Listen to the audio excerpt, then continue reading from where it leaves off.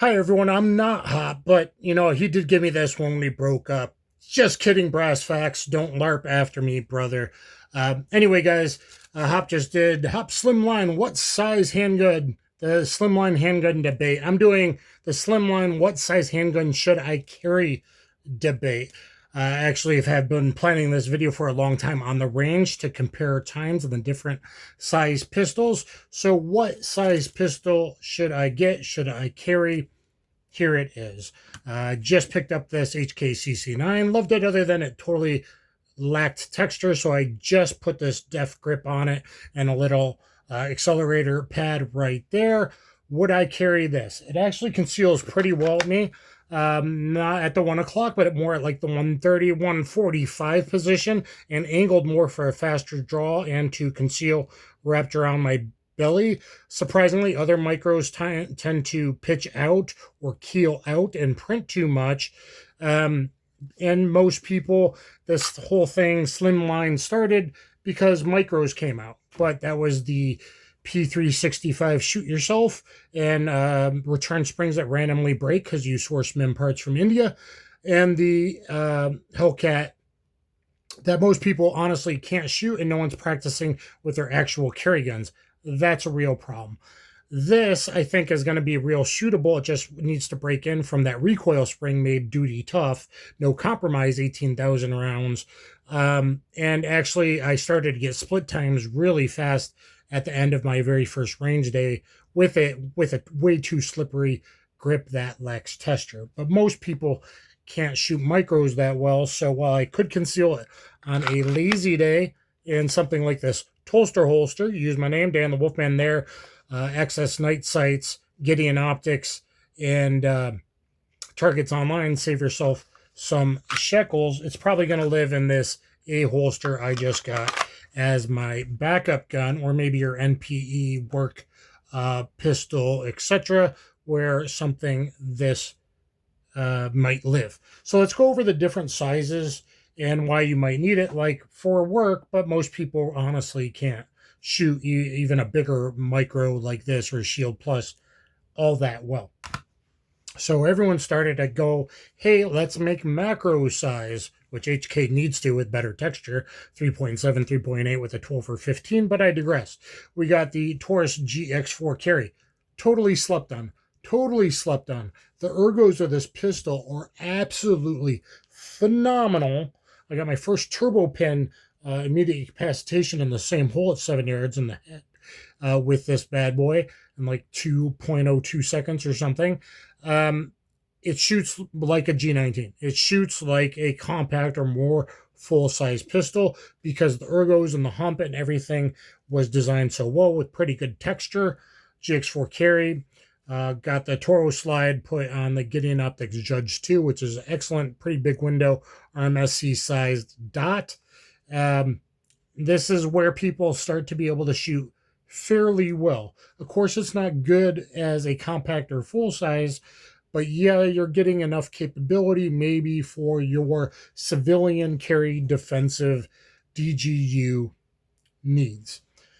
Next up is a subcompact Ross Martin RM1S. However, it's really not. It's kind of a hybrid cheat code between a 1-inch macro slide and a typical 1.3-inch compact or full-size slide because it's 1.1 inches thick based on the AirX Delta pistols, which are honestly a cheat code if you're looking for the in-between the Slimline and the like G19 or Shadow Systems MR920 like Hop was talking about.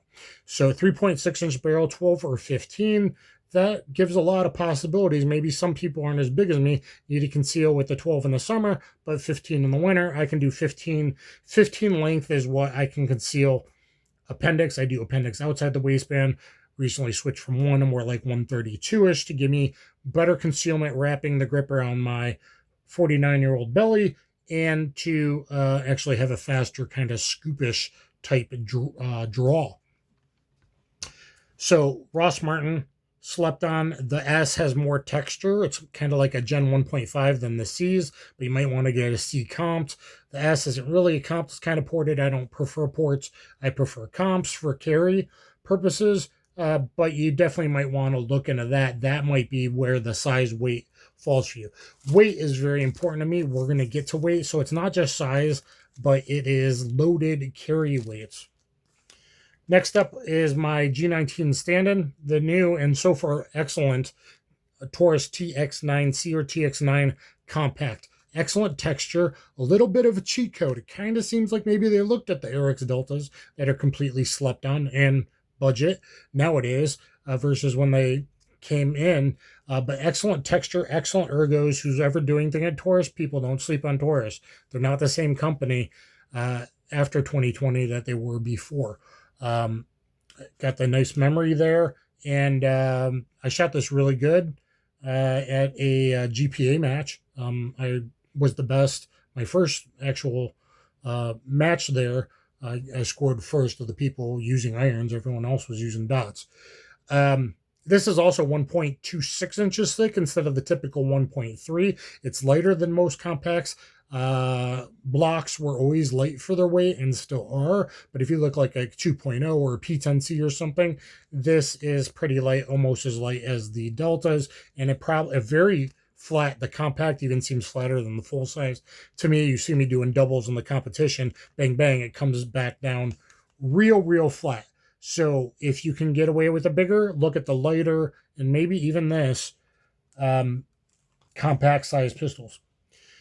Full size slide, not a full size grip. I can't really conceal a 17. If times heat up, I can, but you're going to see a little alien bump on my hip. So the Shadow Systems MR920p. So 4-inch plus another half-inch for the comp. This is all stock. Very efficient, big chunk port right there. So kind of cheating. But if you ever get into DGU, I would prefer to have this on me than this, because it's open class, baby. You could cheat. However, the weight does get to me. This used to have it get in Omega. I'm thinking about putting one back on, though I know that I would carry it a little more frequently without it, because the difference between 30 ounces to me and 33 ounces to me on my hips after like 3 hours, you know, which Hop talked about. It's like if you're doing a short jaunt versus all day in a car. Well, I can kind of do things for 3 hours, and then my beat up MMA body from my MMA days, look at all my playlists, you know, it gets to me, right? I'm getting older. I have a disability, lupus, so it gets to me. So let's look at weights. The CC9 loaded 12+1 was 26.1 ounces. I haven't weighed it loaded with the def grip, so that added probably another half ounce. 26.1, which isn't the latest, but it has a heavier slide made for long-term durability, is probably more shootable. The GX4 carry, I have another macro all decked out, guys, but the other one decked out with a dot and everything is 1 ounce heavier than this. So these are kind of the latest options that you might want to look at for carry. GX4 XL, boy, you can find deals on them. There's even sometimes 5 battery pack deals. You might want to go grab like 28 ounces, and then with this slide and the Judge 2 Electric Boogaloo, 15.1. Now I got a full-size grip, very flat recoil, shoots dang near as good as a typical compact like a G19, and you got full capability if you want. A dot is a really good way. I love the Judge 2. In fact, I got another one. I might take this rock off and put a Judge 2 on this. So the Ross Martin RM1S starts off really lightweight, but then I put these Access R3D SIG sub sights, I think, SIG sub height sights on it to co-witness, so like very lower co-witness, and the Gideon Rock.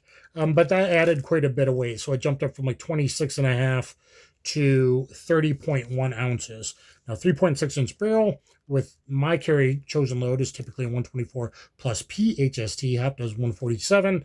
From 3.5 or longer, you're still going to get good expansion with HSTs, not cheap ammo, going through actual heavy winter clothing. Once it gets more than 4 layers to 6, 8, 10, look at Gun Sam's heavy winter clothing testing.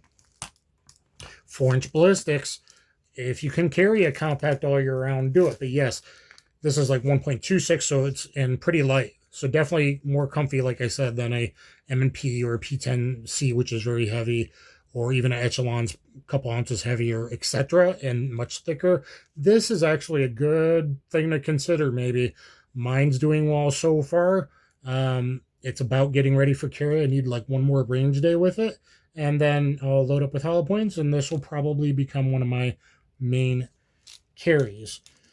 As far as efficiency wise, the Shadow Systems pistols are very light for what they give you. This undercut, this very good texture, the grip back straps that change your angle from 1911 flat to Glock on the large to the medium, which I use, which isn't quite a Glock, but a little bit higher, but having the kind of concealable mag well pulls me down.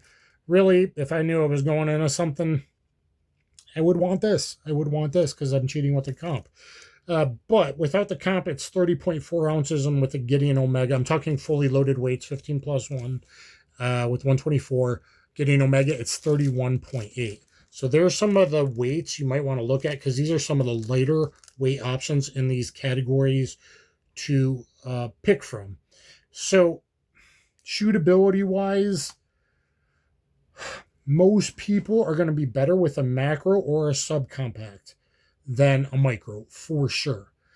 Can these be shootable enough for self-defense purposes? If you're someone that trains at least once a month at the range, live fire, and maybe some dry fire too, yeah, this is probably good enough. Is it good enough for a duty carry? No, I mean, maybe for a detective, but not a plain clothes. I do armed security work. I would at least want something like the TX9 or G19. You know, I'm on file with the state with 5 pistols, 100%, or something a little more like this. So that's up to you. Maybe if it's your first pistol, you might want to go get an RXM. It's light enough to carry. It's budget enough. It can kind of do home defense, do the everything role. And then maybe you want to look into a macro for carry.